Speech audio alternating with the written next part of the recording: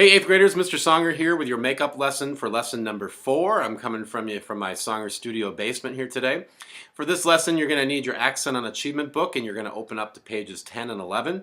If you're a percussionist, I would like you to have both your snare drum or practice pad and your bell kit available. You're going to use both on this makeup lesson.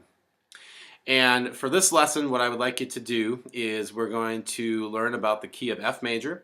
We're going to talk about 16th notes in 6/8 time. And then I'm going to take a little time with the percussion at the end, just working on your couple snare drum playing test songs. Again, the playing test songs that are coming up here are due the week coming up here. And these are, let me just go through those again with you to make sure I'm looking to get the right ones before I read off the wrong numbers. We're doing number 9 on page 3, number 16 on page 5, and number 24 on page 7. So let me talk about key of F major today, concert F major. As you look at page 10, number 37, we have the concert F major scale. Check out your key signature. If you play the flute, oboe, percussion, low brass, you notice that you have one flat in your key signature, B flats.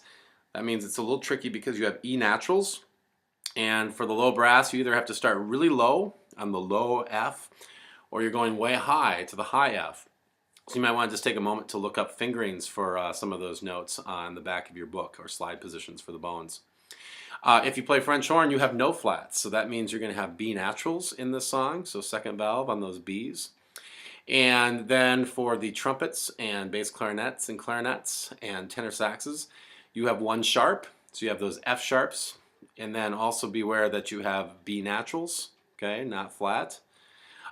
Trumpets, again, this scale is either going to start really low on that low G, 1 and 3, or it's going to go really high up to that high G open. And then finally, the alto and bass saxes, you have two sharps on this scale, F sharp and then your C sharps. So there you go. There's a quick little recap of the notes you're going to have. We're going to play a couple songs here on page 10. Percussion, I'd like you to play these on your bells. Let's start with number 37, the concert F major scale. 1, 2, 3, go.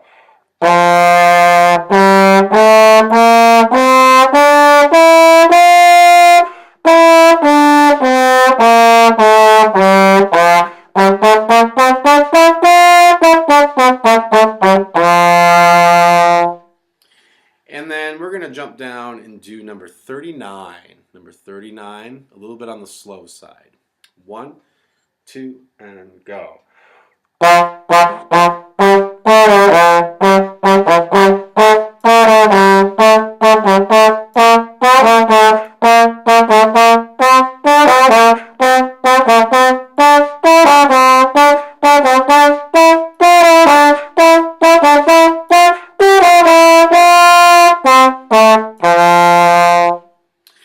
Then we're going to go over to page 11, and we're going to play number 42, The Irish Washerwoman. This song, same key, but let's check out something new in this song really quick. We're in 6/8 time, 6/8, 6 beats in a measure, 8th note gets the beat. And we have 16th notes here in 6/8 time. So think about this for a second. The 8th note gets 1 beat, so the 16th notes are going to get half a beat.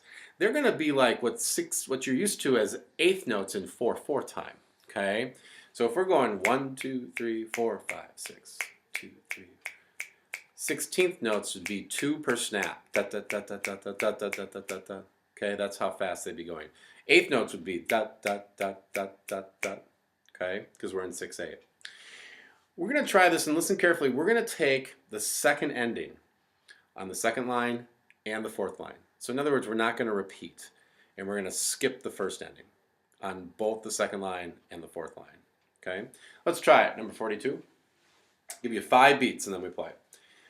1, 2, 3, 4, 5.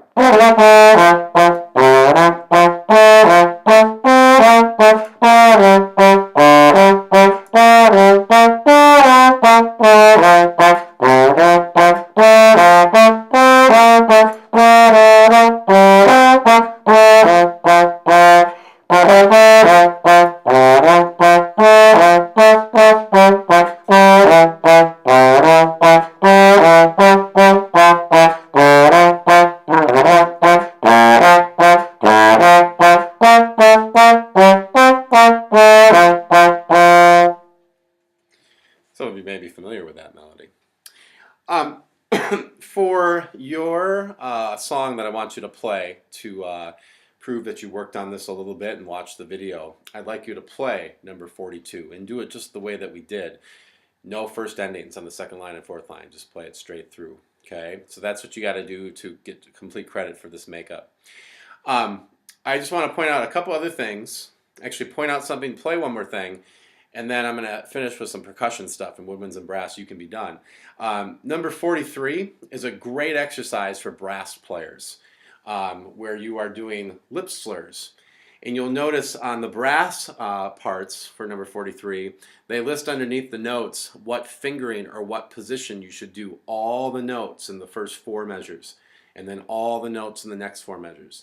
So like, for example, the first 4 measures are valve 1 and 3, and for trombone, 6th position, and it goes.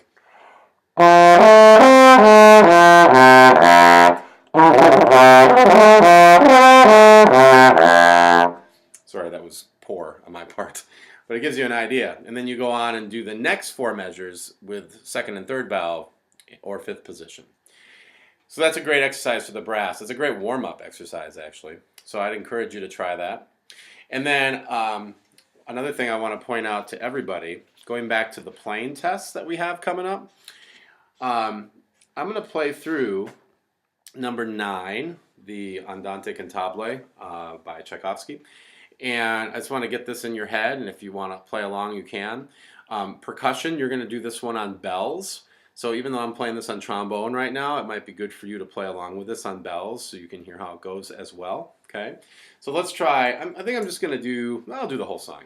Okay, ready and go.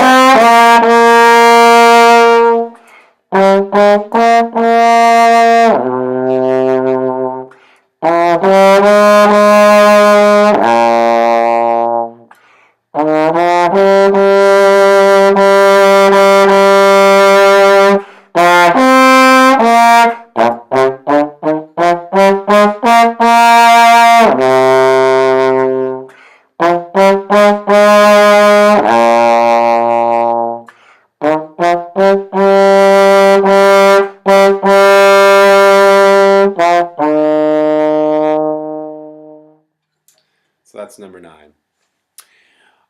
At this point, I think what I'm going to do is I'm going to play the other 2 playing test songs for you.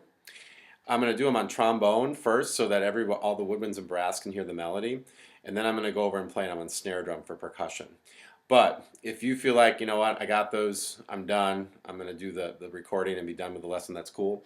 But this would be very helpful for your playing test, and you can come back and watch this later if you want to, so you can get help on these songs, but just getting them in your head. Sometimes I know you sit down, you play these songs, and you don't know how they go, and you're frustrated by that. So listen to them, and then you'll get them in your head, and it makes it a lot easier. So I'm going to do number 16 on page 5, and then I'm going to do number 24 on page 7. I'm going to play those on trombone. And then percussion, if you want to skip ahead in the video here, maybe a minute or 90 seconds or so, I'll do the percussion ones. So here's 16, the rondo. 1, ready, go.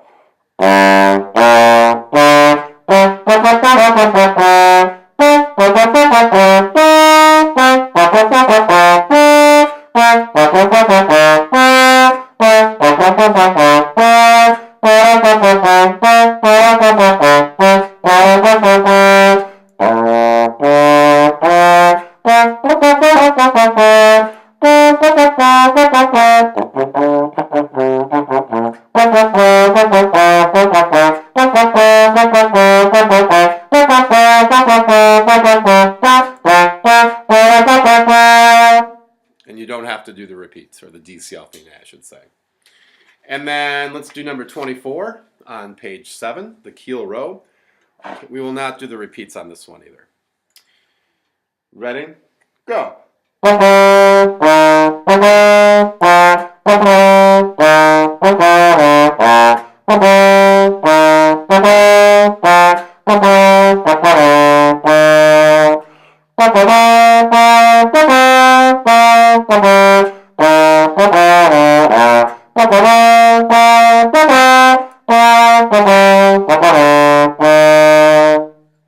So that's the keel row. So woodwinds and brass, that's all I got for you. Percussion, I'm going to swing around to my snare drum back here. Give me a second, and we'll go back and do number 16 on page 5.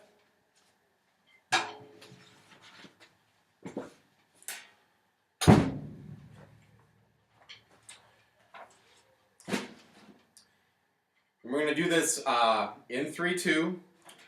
So keep in mind, percussionists, when you get to the half note rolls, it's a 9-stroke roll. So think 4 16th notes like this. 1, 2, and a 3, and. 1, 2, and a 3, and. That's your half note rolls, okay? And I think that's the only rolls you have through here is on half notes. So, all right. So here we go. 16 for the percussion on snare drum. Ready and go.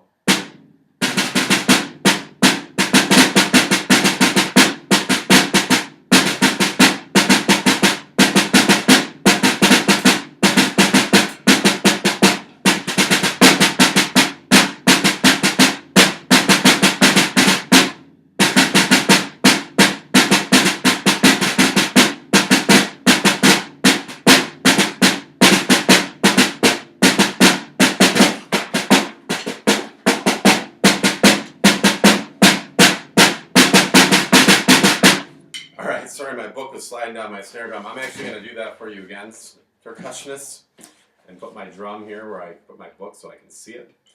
Let's try it again, percussion. Same one, 16. Ready, and go.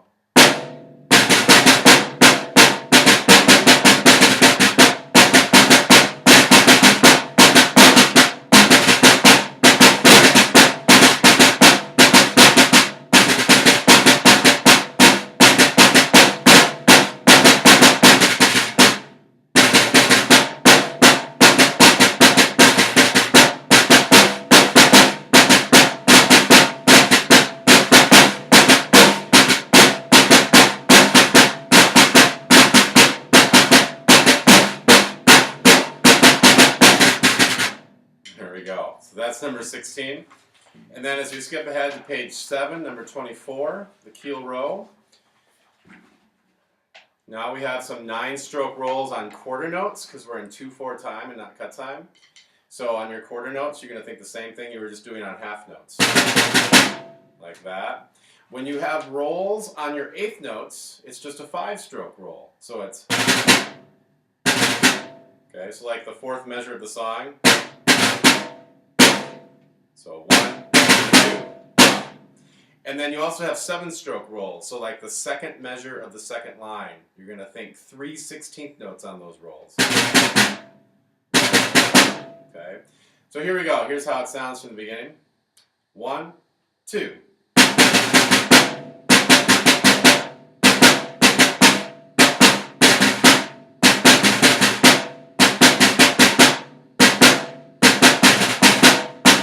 Repeat.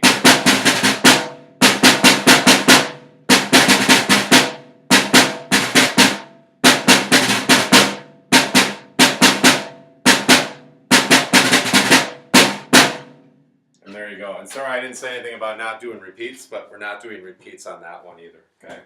So there you go, percussion. I hope that helps you. I hope you, after hearing it, you can be like, okay, I think I got how this goes.